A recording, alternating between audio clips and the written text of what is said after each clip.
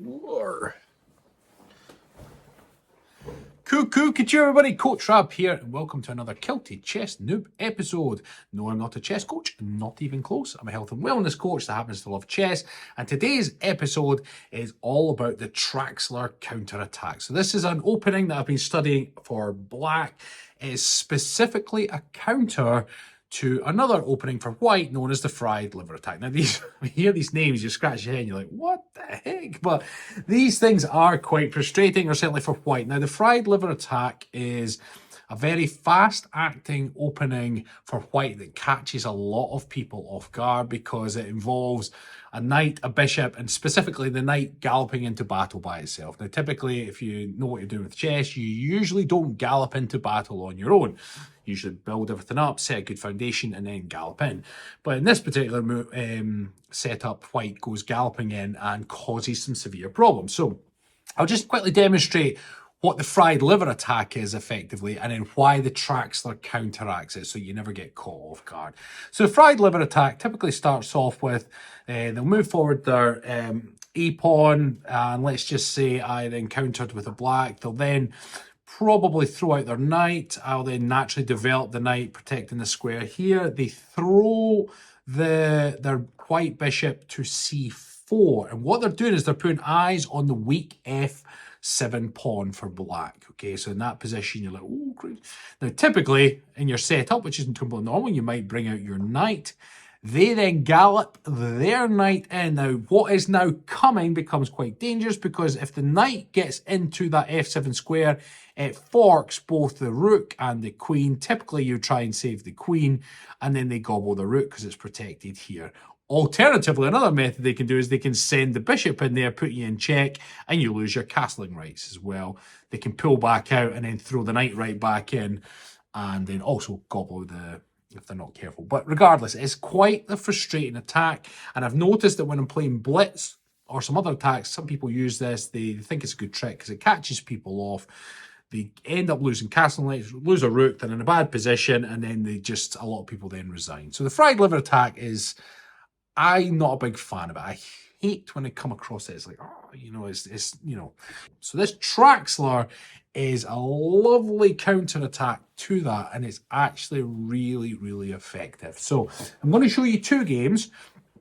The first of which is when it was in Action Perfect. Now remember that there's when you learn an opening like this, there is lots of variations because you don't know what your opponent's going to do. So you study it and you learn all the different potentials, and you rehearse them, you drill them, and they become familiar to you. So this was then played against a game, and it was in a game of blitz. I was playing a lot of blitz at this point to get promoted. Now, the Traxler counterattack, if you like, I wouldn't normally use it if I was playing in rapid format or maybe in rapid format, but not certainly in a game where you've got a lot of time, because it relies on catching people off guard, much like the fried liver attack does, I guess. So if people have a lot of time to think, they will see through the right moves. But if they don't have a lot of time to think, so if you're in blitz game, bullet game, or even a rapid game, if it's 10 minutes, even 15-minute games when people are on the clock, they might completely get caught off guard. So this was in a game I played, and I think I got checkmate in, I think it was like 10 moves or something. So my opponent was going for the fried liver. So they played their e4 pawn. I matched in the middle, so they couldn't advance any further. They brought their knight out as standard. I brought my knight out. So this is part of the track, so you almost mirror them to a certain extent. They brought out their deadly bishop that is getting eyes on that weak pawn. I developed the knight, so with the Traxler you come out, you develop your knight, and you're playing ball. You're still developing your pieces, so you're not what's the word I'm looking for? You're not kind of being caught in the headlights. That's what I'm looking for. Then naturally they gallop their horse in, and this is where people start to panic, because then they're like, uh-oh, if they even see it. Some people don't even spot it. Now in this position where the Traxler comes in, the magic of the Traxler is you move this bishop up. Okay, because so the bishop comes up to the c5 square, and then this is where your counterattack happens, because a lot of people try and deal with this knight. They might put it in, put him in danger, or some people block bishops, which I guess that's okay. But nonetheless, you know, if you try and block the bishop, the pawn can take, you then take with the knight, you lose the, you know, it becomes quite tricky. So what's great about the Traxler is it turns on its head. It's that whole thing. The best defense is a good offense. So in this position, I've just moved my bishop. He's thrown in his knight. So there he is. He's now forking my rook and my queen. So at first glance, you're like, oh, protect the queen. So you would try and move the queen out of danger. I cannot take with the king because it's protected. And a lot of people get in a panic and they just accept the fact they've then lost a rook. The magic of the Traxler comes in the counter-attack. This bishop also has eyes on their weak f2 pawn. So the f pawns are quite weak because they're only defended by the king. So you throw that in. But guess what's different about that move? It performs a check. And it's like the old mathematical BODMAS. There's a hierarchy to order of rules of play. And my play is more important because they're kings and checks. So they have to deal with that situation. So I put them in check. They had to deal with it. So he gobbled the bishop. So you're like, oh, what have you done, Rab? You've just thrown away a bishop for a pawn. But then the follow-up move. Remember the knight sitting here? Look at that. You jump in with knight. Check again. Now, all the while, look, all the while, my opponent is still sitting, forking my queen and my rook. So at any point, if he gets a bit of breathing space, he's going to gobble one of them. But he's in check, so he has to deal with this. My opponent then made a run towards the knight, thinking it would then be safe. But it's not, because then you bring out the queen. Now, what the queen then does is it protects that knight. And yes, my rook is still hanging. It's like, so be it, not fussed. But my queen is out, and I've protected this knight, and my attacking options are there. My opponent got greedy. My opponent got greedy and gobbled the rook. They did not see the dangers that were coming. So the next play, put him in check, protected by the pawn, in check, also protecting that knight.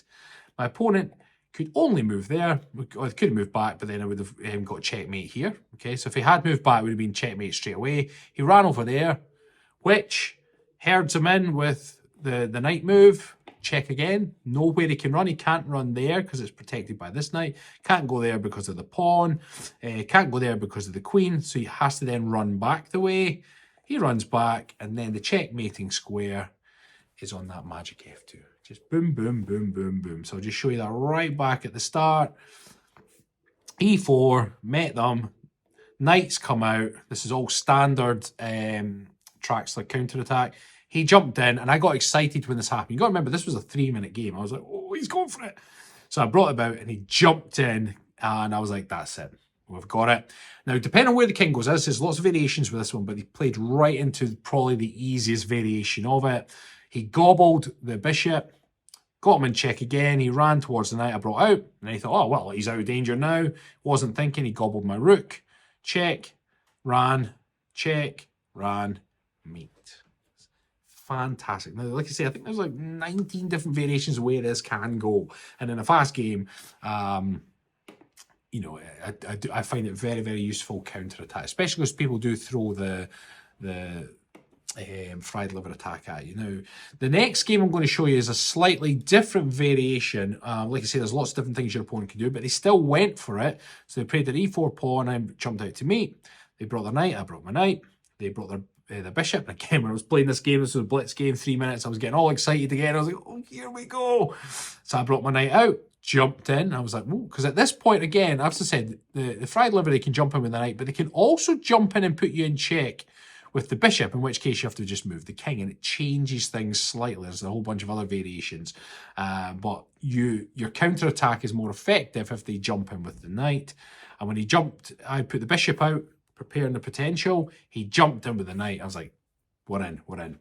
And whenever these sorts of setups happen, it's great, especially if you've been rehearsing and drilling these things. Because you're like, right, it's time for the training to take effect.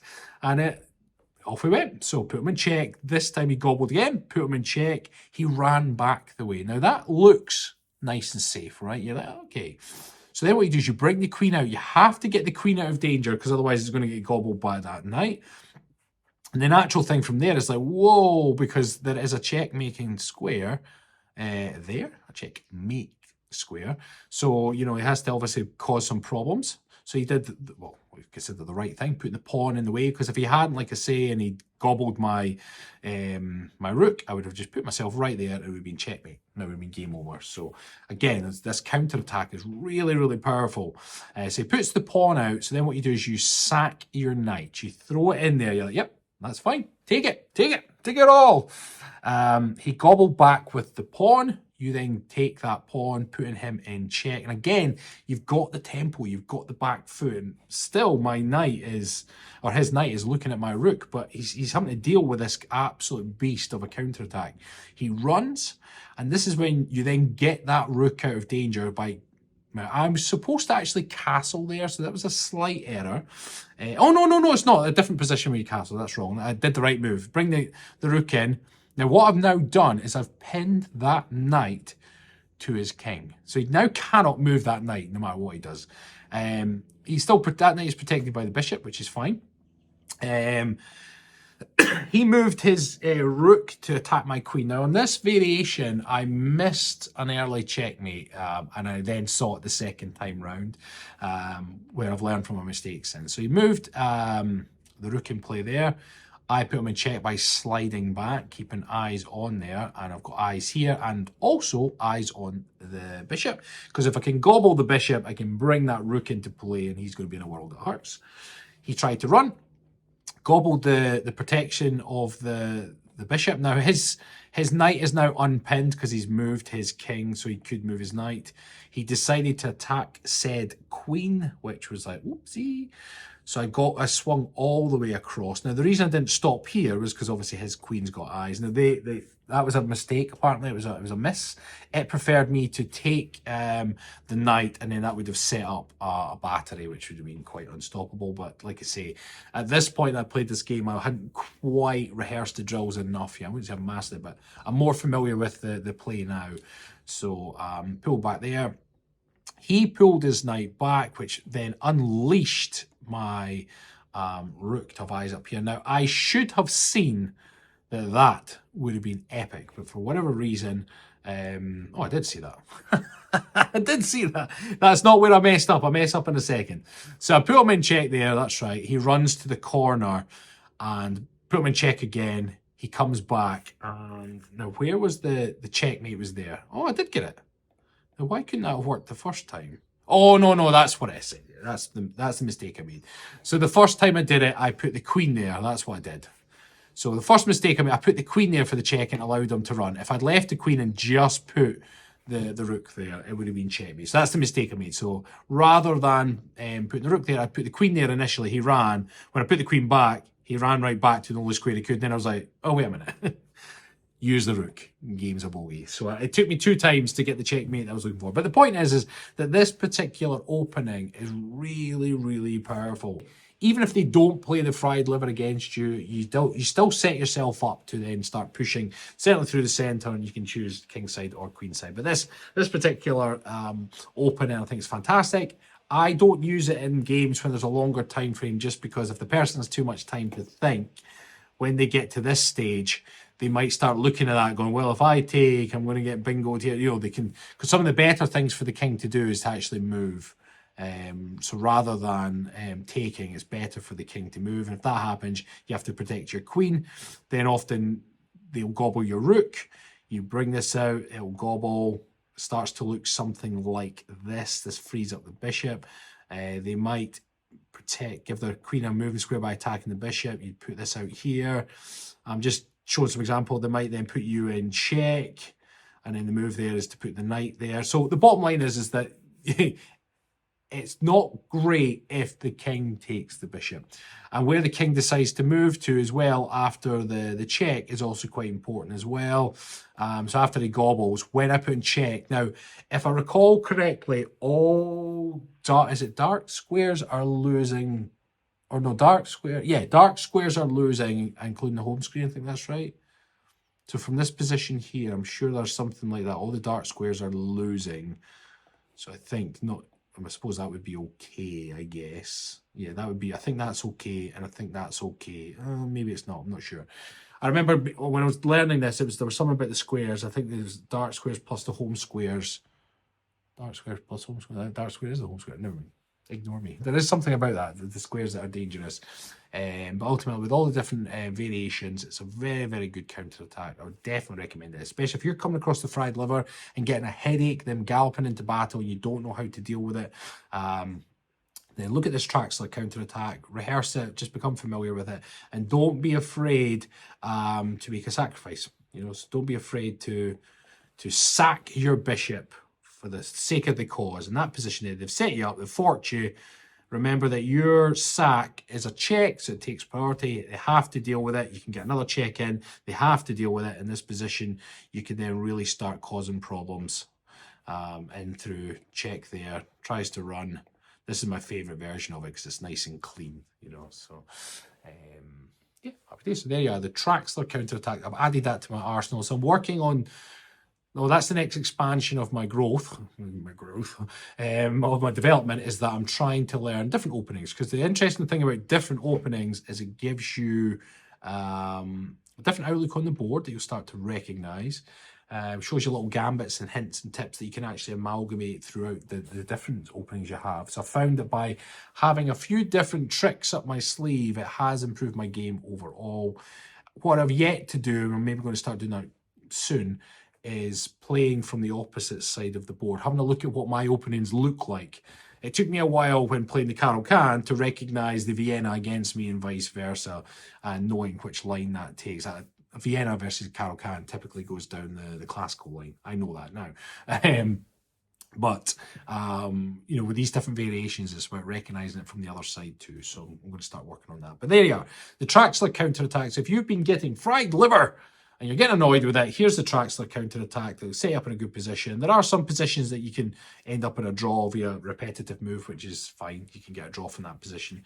And there's a lot of ways to win from here too, which is quite nice. If you're going to win, it's usually in 10 to 15 moves. Very, very satisfying. So thank you as always. Please like, comment, subscribe, and hope you enjoyed the content.